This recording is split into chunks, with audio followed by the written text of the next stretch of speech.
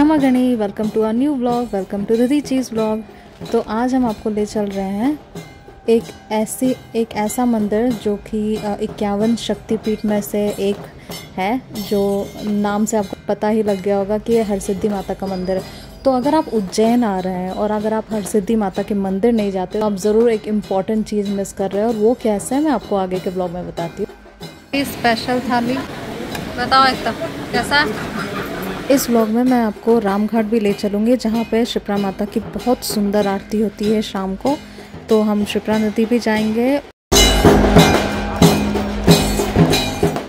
तो इतना सा देख करके आई एम श्योर आपको गूज बम्स आ रहे होंगे, तो हमारे व्लॉग को लास्ट तक देखिएगा।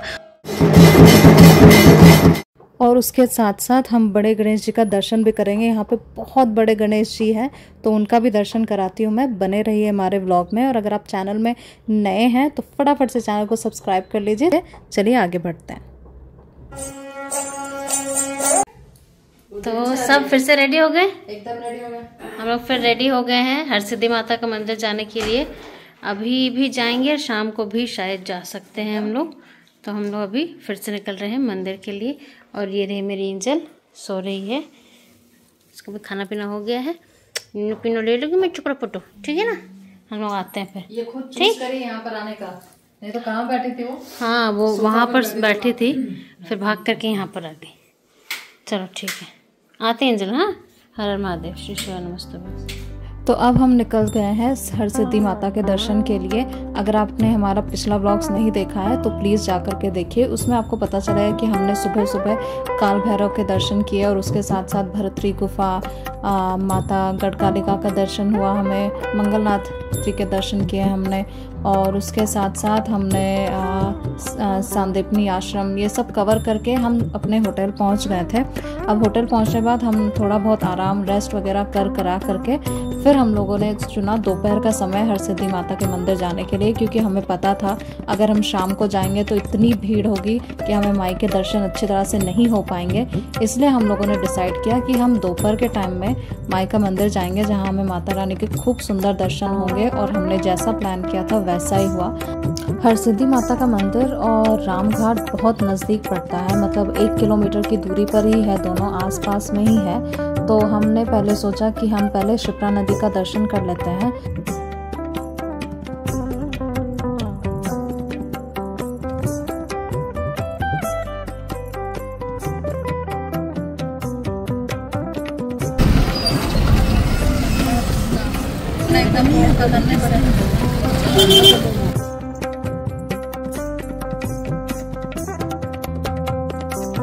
और ये पहुंच गए हम रामघाट, शिप्रा नदी के तट पर।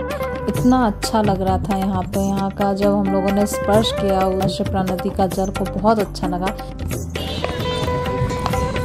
और ये है हमारे प्यारे भोलेनाथ। इसके साथ साथ हम लोगों ने जल लेकर के महादेव के ऊपर भी जल चढ़ा दिया शिप्रा नदी का। तो काफ़ी आनंद आया हमें यहाँ पर रह करके। यहाँ का जो माहौल था बहुत अच्छा लग रहा था हमें। लेकिन हम ज़्यादा समय तक रह नहीं पाए यहाँ पर, क्योंकि धूप थोड़ी ज़्यादा ही थी। तो हम ज़्यादा समय यहाँ पे बिता नहीं पाए थे, तो इसलिए फिर हमें मंदिर की ओर भी निकलना था। तो हमने बहुत कम समय बिताया यहाँ पे, लेकिन बहुत अच्छा लगा, बहुत सुकून आया हमें। और अगेन ये पहला एक्सपीरियंस है हमारा जो हमने अपने लाइफ में पहली बार शिप्रा नदी के दर्शन करे, और बहुत अच्छा लगा हमें दर्शन करके। जय हो शिप्रा माता की।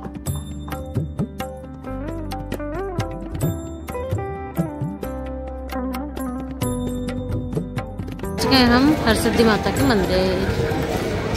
ये है वो दिया जो शाम को प्रज्वलित होगा, तो मैं आपको अपने ब्लॉग में ज़रूर दिखाऊंगा।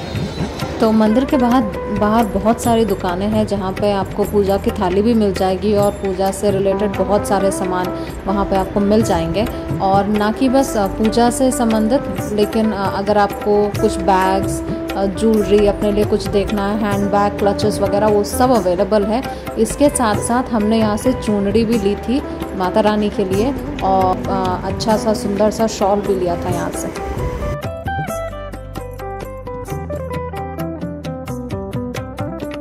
जैसे कि मैंने आपको बताया था कि ये 51 शक्तिपीठ में से एक है उज्जैन में माता रानी का मंदिर। तो यहाँ पे कहा जाता है कि माता रानी की कोहनी गिरी थी। तो हम चलते हैं मंदिर की ओर।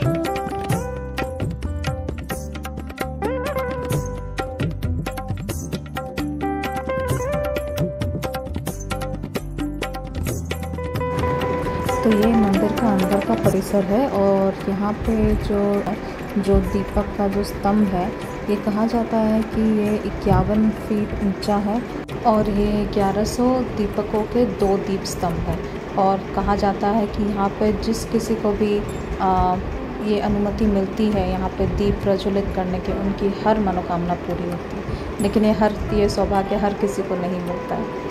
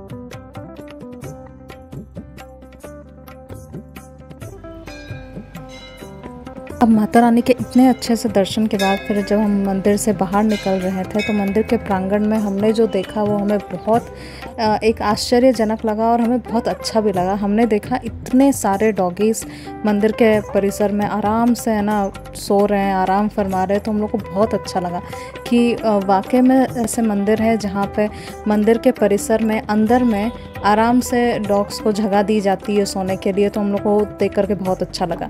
इसके बाद एक और आश्चर्यजनक बात ये हुई कि हमें इस बारे में बिल्कुल भी पता नहीं था। हमने वहाँ पे करकटेश्वर महादेव का मंदिर देखा। मतलब हम लोगों ने सोचा नहीं था कि हमें महादेव के इतने अच्छे दर्शन होंगे। और करकटेश्वर महादेव की इतनी मान्यता है, कहा जाता है कि यहाँ पे जो भी श्रद्धालु करकटेश्वर महादेव के दर्शन करते हैं वे शिवलोक को प्राप्त करते हैं। और यहाँ पे वैसे तो 12 महीना दर्शन कर सकते हैं आप, लेकिन 2 दिन विशेष रहता है जो कि होता है अष्टमी का और चतुर्दशी का। तो ये 2 दिन बहुत विशेष रहते हैं दर्शन के लिए।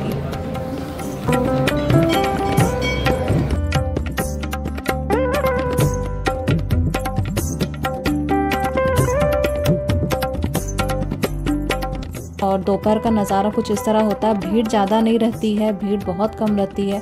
और अगर आप चाहते हैं कि आपको माता रानी के दर्शन खूब अच्छी तरह से हो जाए तो दोपहर का टाइम आई सजेस्ट अच्छा टाइम रहेगा। डिपेंडिंग अगेन सीज़न वाइज पे हमेशा डिपेंड होता है। और यहाँ पर है हमारे चिंता हरण गणेश जी, जिनके भी दर्शन हमने किए और हमारी सारी चिंता जो परेशानी है सब कुछ हम लोगों ने गणेश जी से कह दिया कि हमारी सारी चिंताओं को सबको दूर करो और गणेश जी भगवान सबकी चिंताओं को इसी तरह हर ले। तो हमें गणेश जी के भी बहुत सुंदर दर्शन हुए। यहाँ पे आप गणेश जी को देखिए, देखने के बाद आपको मन करेगा कि आप बस निहारते रहें उनको। इतने क्यूट लग रहे हैं गन्नू जी, आप देख लीजिए कितने प्यारे से, कितने छोटू से। वैसे देखने में इसमें छोटू लग रहे हैं लेकिन है थोड़े बड़े। लेकिन बहुत अच्छा लगा हमें देख करके। हम यहाँ पे थोड़ा सा टाइम बिताएं गणेश जी के पास बैठकर और गणेश जी महाराज का सुंदर दर्शन करके फिर आप जब बाहर निकलेंगे वहाँ से तो मंदिर के प्रांगण में ही वहाँ माई का अखंड जोत जल रहा है। तो उसके भी दर्शन आप कर सकते हैं। ये जो मोखा यहाँ पे बना हुआ है इसके अंदर से अगर आप देखेंगे तो आपको अखंड जोत के बहुत सुंदर दर्शन होंगे। और माई की यहाँ पे प्रतिमा भी है तो उसके भी दर्शन आप ज़रूर कीजिएगा।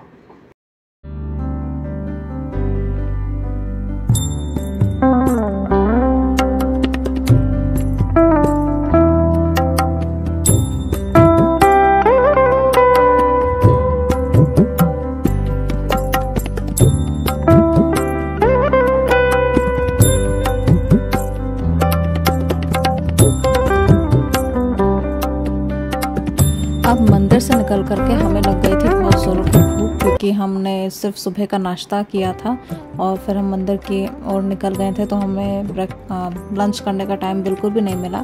तो इतने अच्छे दर्शन के बाद फिर कहीं बाहर लंच करना तो बनता है, और उज्जैन आए और कहीं बाहर ढाबे में नहीं खाया तो फिर कैसे चलेगा। तो हमने ऑटो वाले भैया से पूछा, और यहाँ पे ऑटो वाले भैया भी आपको बहुत राइट अमाउंट ऑफ इन्फॉर्मेशन दे देते हैं हर चीज़ का। अगर आपको कुछ भी जानकारी कहीं पे भी कोई भी चीज़ के लिए लेना है तो वो अच्छी तरह से आपको गाइड कर देते हैं। तो यहाँ पे हमने ऑटो वाले भैया को बोला कि कोई एक अच्छा सा ढाबा में हमें लेकर के चले, तो वाकई में बहुत एक अच्छी सी जगह पर लेकर के गए थे हमें। उतना हाईफाई नहीं था, लेकिन एक ढाबा टाइप ऑफ जगह था जहाँ हमें यहाँ का खाना भी बहुत अच्छा लगा, बहुत टेस्टी। तो अगर आप उज्जैन आते हैं तो आप इस ढाबे पे ज़रूर आइए, क्योंकि बहुत अच्छा खाना यहाँ पे मिलता है और अफोर्डेबल प्राइस पर मिलता है आपको खाना। और यहाँ पे अच्छी बात यह है कि आपको एक बार थाली मिलने के बाद आप उसको रिफ़िल करा सकते हैं सेम अमाउंट में, आपको कोई एक्स्ट्रा चार्जेस नहीं लगेगा कोई भी चीज़ का। स्पेशल थाली ये है मटर पनीर, ये सेब की सब्जी, ये स्पेशल थाली ये दाल, अचार और ये मीठा। अब इसमें सिर्फ मटर पनीर नहीं है, बाकी सब सेम। चलो शुरू किया जाए। बताओ एकदम कैसा है? कनो कैसा है? बढ़िया है। सेव टमाटर की सब्जी स्पाइसी है। हाँ, मटर पनीर मस्त है, थोड़ा सा स्पाइसी है, दाल बहुत मस्त है, सेव टमाटर भी मस्त है। तो हमने यहाँ पे खूब अच्छा लंच, प्रॉपर लंच कर लिया और फिर हम निकल गए थे हमारी होटल की ओर। पहुँच गए हैं होटल।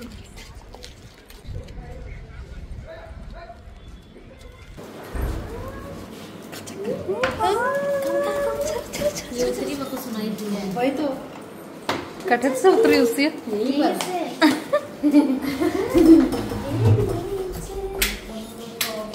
फिर से निकल चले हैं हरसिद्धि माता के दर्शन के लिए, मतलब शाम की आरती के लिए। और हैं हम लोग तीनों जन ही हैं।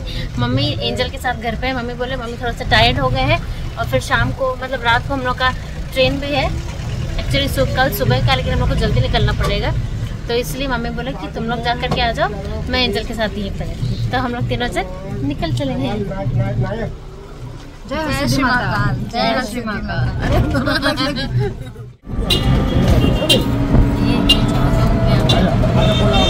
जा रहे होंगे।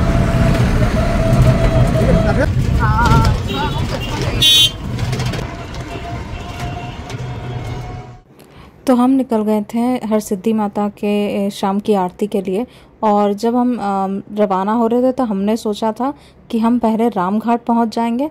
रामघाट पहुंच करके शिप्रा माता की आरती देख करके, क्योंकि वहाँ पे बहुत सुंदर आरती होती है शिप्रा माता की, तो वहाँ की हम आरती देख करके फिर हम हरसिद्धि माता की मंदिर की ओर निकल जाएं, क्योंकि वहाँ से 1 किलोमीटर की दूरी पर ही है मंदिर। तो वहाँ पे हम लोग शिप्रा माता की आरती अटेंड कर लेंगे, ये हमने प्लानिंग बनाई थी। लेकिन यहाँ पहुँचने बाद हमें एक बहुत इम्पॉर्टेंट इन्फॉर्मेशन मिली, जो कि आप शिप्रा माता की आरती और हरसिद्धि माता की आरती आप दोनों अटेंड कर सकते हो, लेकिन ऐसा नहीं है।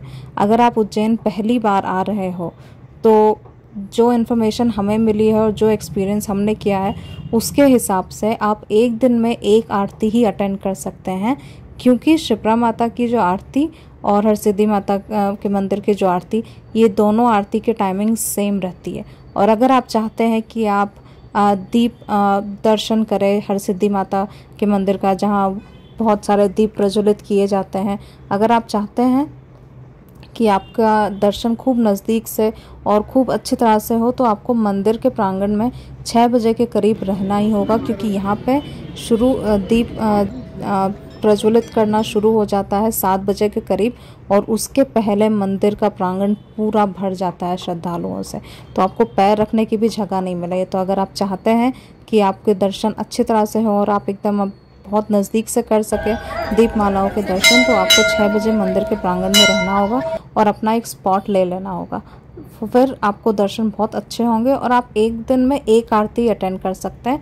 भले ही आप एक दिन में शिप्रा माता की आरती अटेंड कर लीजिए और फिर दूसरे शाम आप हरसिद्धि माता की आरती अटेंड कर लीजिए, या फिर वाइस वर्सा, लेकिन एक दिन में ही दोनों आरती अटेंड करना इम्पॉसिबल होगा, क्योंकि आपका ध्यान फिर दोनों जगह इम्पॉर्टेंट चीज़ मिस कर देंगे। तो मेरा सजेशन, हमारा सजेशन यही रहेगा कि आप एक दिन एक समय दें एक आरती के लिए और एक समय दें आप दूसरी आरती के लिए।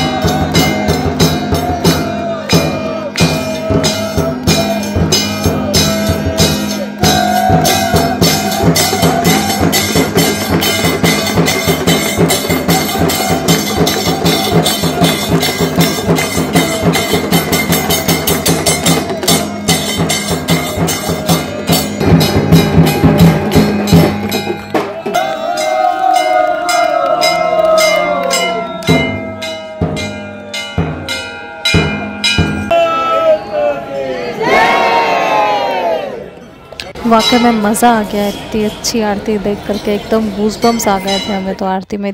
अब मंदिर से बाहर निकल के हमने सोचा हम थोड़ी मार्केटिंग कर लेंगे, लेकिन उसी समय हमें पता चला कि हरसिद्धि माता का मंदिर, महाकालेश्वर मंदिर और बड़े गणेश जी का मंदिर एकदम लगभग आसपास में ही है। तो हमें यहाँ पे बड़े गणेश जी का भी दर्शन हुआ और यहाँ पर हम दर्शन कर रहे हैं महाकालेश्वर के शिखर का।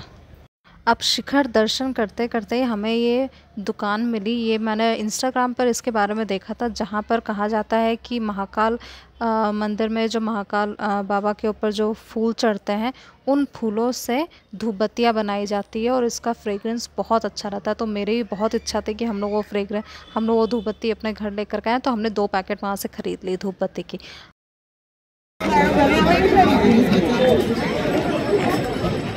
अब हम चल रहे हैं बड़े गणेश जी के मंदिर की ओर।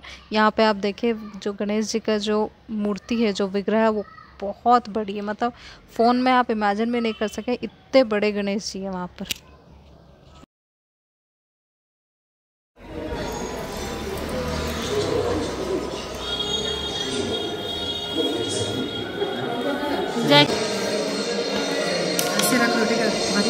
हाँ हाँ हाँ हाँ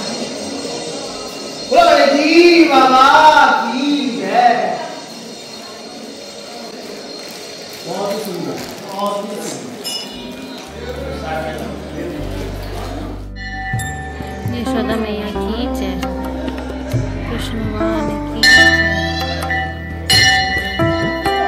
बालाजी महाराज की जय। अरे कितना बड़ा नंदी जी है।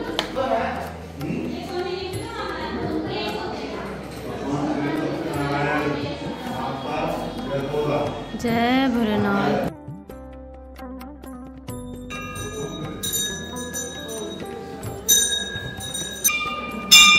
तो इसी के साथ आज के व्लॉग में इतना ही। मिलते हैं हम आपसे हमारे अगले व्लॉग में। तब तक के लिए चैनल को खूब सारा लाइक कीजिए, शेयर कीजिए, सब्सक्राइब कीजिए। जय माँ दधिमती खम्मा गणी, जय हरसिद्धि माता की, जय गणेश जी महाराज की। हर हर महादेव। शंभू काशी विश्वनाथ गंगे।